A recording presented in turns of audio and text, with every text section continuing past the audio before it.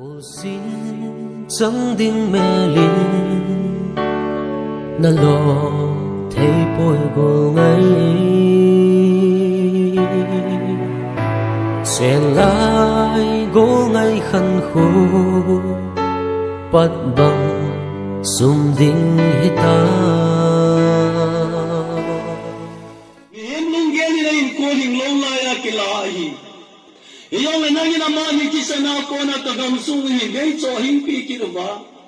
Agam chiang wa zong sin pakai pachinay peo Israel ti tanangam na ipulut banga kapan sa kajiwa kahabakan sa nadiwa mutsi banga so piteng ichisanhi ahong kitulog kahitan echi humpa doa hungga do ngedingin ipitelong chimatusay ding akatao asay bagin nang bahay asyan ni hana nga kinai thion ni ka tao pe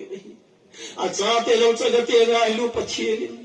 lung set na dim thi hun pe a manam pi ser pe yin ko nong ting na nam pi adinga hom pai te ni a cha te no ka tao pe mi chi le mi ngom kom te ta lo se vin ka so pe te ni ngai lu le zong le ven pa kai nang ma hong na na ding mun han mun na kai koi do di ri ta ye cha nang ma pachie la ga min chlai ko na ka po do ti le nei thon pi along dam sana ni han muna kain ko do di wahi ijis ke oni ngan sina ko bo te sun sunai ta sin program ka chai tu ta sin nagin mare puita min ti a in sung ni te nga mo na tuma chu te nga mi chi la mi thei ta lo ji a ko kai ka so pi te ni lo kain pu do di ton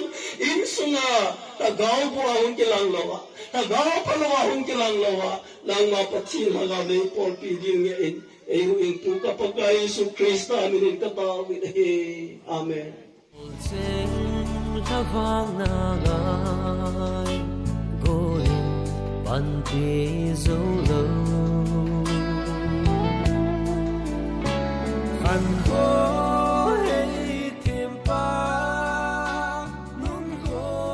son so pa Chu alo poy Ia kasehi Revin Keiman, nangotil ka na sa ipibinge, ibon sawa, inaimut loading wahi, ayin la, sumkon yin nunong penatsu, ay katsunga, mitparkalova, ibon sawa ikishel so keding wahi, ajietsu sumkon yin, ungingin ding tsule, atihotsu, mon mangtelova, kaitova umding wahi, pati na tu simdo na pati bupihan lang, tu ne ahi, mon mang te ai tu ahin mon mang te lova sumkon hungjing ni le thodo dinga itulu do hi pathen ko mataw na ni hute kapaw ingai lu pen ba hepa nangai lu na le na lung se ne kidang ta nei chan bin ina le hasan na to jong leven kingai lu to te ding le paka chlai lai na hi kaso piten yu long dam sa koi do thi anei ko iwa pakai program mun mol ho nei lu ta je vin na poma ki pa thu se namin kathang wa vin hi tuna ka so piten hi pakai legam sunga hin ko tom sa ka hin man khom sung wa hin tunin wang pakai chlai mun hin thokin ni lo pi ta nga di ka hin tulu ta vin hi ye chu nang ma lung se ten tu a akina ki salal li jong se nei mang cha vin pakai kino jong se ka chai to ka se vin nang ma pathin lagawin ma nei pui ta vin ti a Ehu ing pu kapakai Yesu Kristo amina katawa he. Amen. Leisit hin ko hin mang kovin. So pipa thang boy mangi som tum legu velin ko mang kovin hi. Mitile mi hingum kom te ita lo je chun. Tuna ingai lut ta u. So pipa tien ku gin le thang boy mang hi. Tuni ni ko a hi amani hi. Amin tieng hon ri ko na ko na. Obunga ko na kila do de tai hiti at amani min le chutieng la record on hi keima Dr. Paulam Kitgen Pastor KBC number 2 in apato sapato thagaw thieng pathimina William na kahinde hitai tu in ngai lu na zalin le si bai bo the chan bo hutin bel chan hol ipamin tun lam kai hon lahin panutin akibu chai to ka si a la chu avel vel long ina sa di he la na pan outin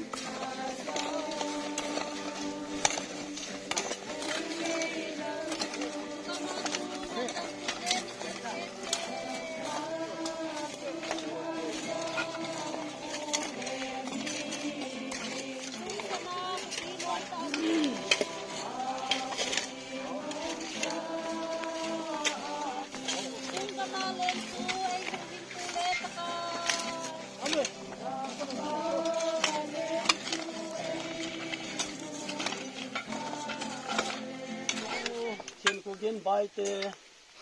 apien kum nisim sagi alhal hasagi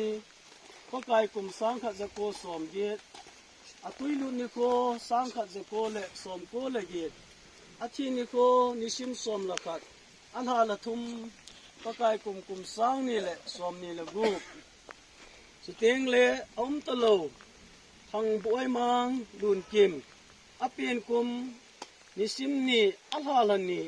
pakai kum sang khat le jako to som ko athi ni nisim som la khat alhal thum pakai kum sang ni le som ni le gu bible sang khat nisim da nge yesu na manu za na so pi pa tho do ki dinga eti martha na za ninung nia tho do ki ding chu ka hena ati yesu na manu za ke ma tho kin na le hin na ka hi ke ma ai ta san na chu ki jong le hing ding a hi ati pathe na khu sim do na phathe bo pi han lang taw na ne hu te hallelujah hallelujah ka pa thing taw pathin nangai lu na zala ka taw na nei san ti ba ka so pi te nia che san ni sim som la kha hin ko na na be ta jong le gal mi te khut na tanam diu la ka gam diu wa ai ko na phalon ai je in eti chun government le ta sa ki bai hom dung zu in a process a hung chen